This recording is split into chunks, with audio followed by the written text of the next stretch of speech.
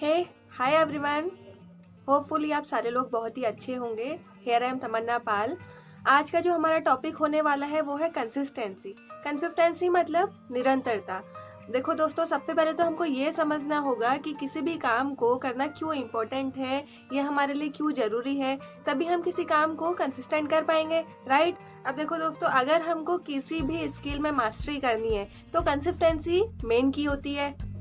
दोस्तों, कंसिस्टेंसी की प्रोसेस हमको जितनी सुनने में अच्छी लगती है उतना ही उसे करने में भी प्रॉब्लम आती है, राइट। अब देखो दोस्तों, अगर हम अपनी लाइफ में रेगुलर कंसिस्टेंट रहना है तो हमको अपनी लाइफ में सबसे पहले एक वैलिड रीजन बनाना होगा। अगर हमारे अंदर वैलिड रीजन नहीं होगा तो हमको किसी भी काम को करने में कोई मोटिवेशन नहीं आएगा, लेजीनेस रहेगी और डिसिप्लिन भी नहीं होगा। अगर कोई वैलिड रीजन ही नहीं है तो हम उसे क्यों करें, है ना।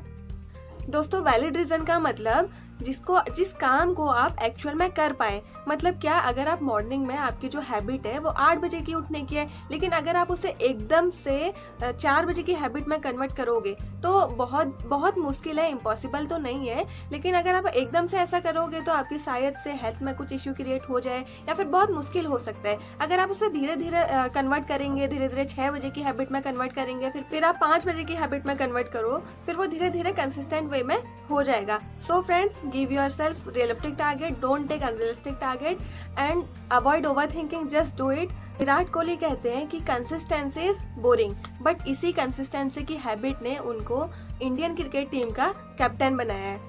एंड जीतू भैया, who is in Kota factory, has said start working out daily and doing 21 days challenges. दोस्तों, 21 डेज में कोई भी आदत लग सकती है और कोई भी आदत छूट सकती है। दोस्तों, एक्चुअल में होता है क्या है ना, जब तक हमें किसी भी काम को करने की इम्पोर्टेंस नहीं पता होगी, किसी भी काम को करने की नीड नहीं होगी, तब तक हम उस काम को कभी भी कंसिस्टेंट वे में नहीं कर पाएंगे। मतलब आप लोगों ने भी देखा होगा, जो हमारे इंडियन आर्मी के यंगस्टर होते हैं, जो ट्रेनिंग कर रहे होते हैं, जो आर्मी में जाने के लिए प्रिपरेशन कर रहे होते हैं, उनका एम क्लियर रहता है, उनका वैलिड रीजन होता है कि मुझे आर्मी में सिलेक्ट होने के लिए कुछ हैबिट हैं जो कंसिस्टेंट वे में करनी पड़ेंगी। जैसे फर्स्ट है, मॉर्निंग अराउंड 5 बजे उठना है और डेली उनको morning to evening 1.5 hour workout करना ही करना है। तो उनके माइंड में रीज़न क्लियर है कि मुझे ये क्यों करना है और उनकी प्रायोरिटी सेट है कि मुझे आर्मी में जाने के लिए ये चीज़ें तो करनी पड़ेंगी। तो दोस्तों, होता है क्या है ना, 90% केसेस में हमें कोई डिस्ट्रैक्ट नहीं करता,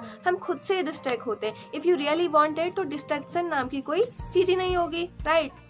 मान लो कल हमारा एग्जाम है और हम क्या सोचते हैं, यार अभी तो पूरा दिन पढ़ा है, हम रात में पढ़ते हैं। फिर रात में हम सोचते हैं यार सुबह जल्दी उठकर पढ़ेंगे। तो इसका मतलब क्या, हमारी प्रायोरिटी साइड नहीं है, हमें क्यों पढ़ना है, हमने अपनी लाइफ में कुछ एम ही नहीं बना के रख रखा है ना। तो इसका मतलब हम कैसे कुछ कंसिस्टेंट वे में कर पाएंगे जब हमारी प्रायोरिटी सेट नहीं है। दोस्तों, कंसिस्टेंसी की पावर एक्चुअल में क्या होती है, मैं आपको एक रियल मैन की स्टोरी से बताना चाहूँगी। He is a multi millionaire, Elon Musk. Elon Musk is a South African born and American entrepreneur and businessman। Elon sir को रॉकेट साइंटिस्ट के नाम से भी जाना जाता है। तो इलॉन मस्क ने एक बार सोचा कि मैं मंगल ग्रह पर जाऊंगा, वहाँ पे पेड़ पौधे लगाऊंगा और वहाँ पर भी जीवन बसाऊंगा। तो उन्होंने रसिया जाने का फैसला किया और वहाँ पर वो गए और उन्होंने रॉकेट का अरेंज करने के लिए बोला। तो वहाँ के लोगों ने वहाँ पे प्रपोजल रखा कि $8 मिलियन लगेगा। तो इलॉन सर सोचने लगे, यार ये तो बहुत ज़्यादा अमाउंट हो जाएगा। वहाँ के लोगों से उन्होंने बहुत ज़्यादा निगोशिएशन भी किया, तो वहाँ पर उनको रिजेक्ट कर दिया गया और वहाँ पर से फिर वो वापस आ गए। फिर इलॉन सर ने सोचा कि क्यों ना मैं खुद ही एक रॉकेट बना लूँ। इलॉन सर की एक हैबिट थी, बचपन से लेकर उन्होंने बहुत सारी बुक्स पढ़ ली थी। शायद से हमने भी आज तक कॉलेज लाइफ में इतनी बुक नहीं पढ़ी होगी जितनी वो एक छोटी एज में पढ़ चुके थे। तो इलॉन मस्क बहुत सारी बुक्स पढ़ते थे। उन्होंने बुक पढ़ते पढ़ते फाइनली स्पेसएक्स नाम की एक कंपनी भी बना ली। फिर इन्होंने सोचा, यार $8 मिलियन तो बहुत ज़्यादा है, मैं क्यों ना ऐसा रॉकेट बनाऊँ जो रीयूजेबल हो।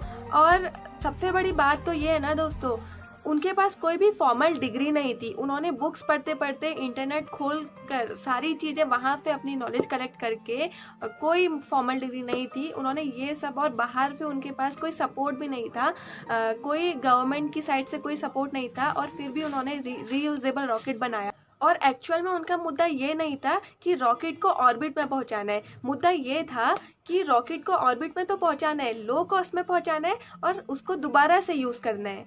फिर जब इन्होंने पहला रॉकेट लॉन्च किया तो उसके इंजन में आग लग गई, जिससे इनको बहुत ज़्यादा नुकसान हुआ। दूसरी बारी में स्पेस तक तो गया लेकिन वो ऑर्बिट तक नहीं पहुंच पाया।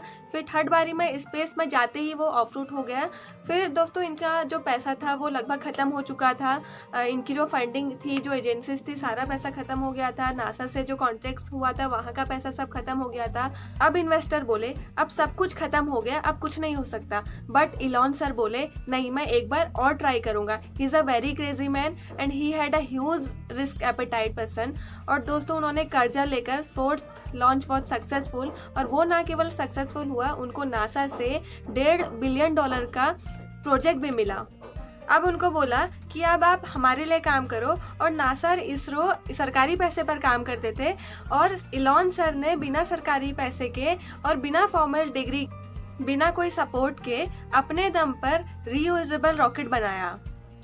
दोस्तों इलॉन सर को स्पेसएक्स में फेलियर मिला, X.com में फेलियर मिला, पेपॉल में फेलियर मिला और टेस्ला में फेलियर मिला। इस सब के बावजूद भी उन्होंने हार नहीं मानी। इलॉन सर बोलते हैं failure is the option, you got to bounce back. अब दोस्तों अगर मैं आपको शॉर्ट और सिंपल में व्हाट इज कंसिस्टेंसी बताऊं तो डज यू मीन कंसिस्टेंसी किसी भी काम को रेगुलर करना? नो। अगर आप किसी भी काम को कर रहे हैं आपको बीच बीच में सक्सेस भी मिलेगी, बीच बीच में फेलियर्स भी मिलेंगे, और फेलियर्स मिलने के बाद भी अगर आप किसी काम को रेगुलर कर रहे हैं, that is called consistency. So wish you all the best friends, be consistent.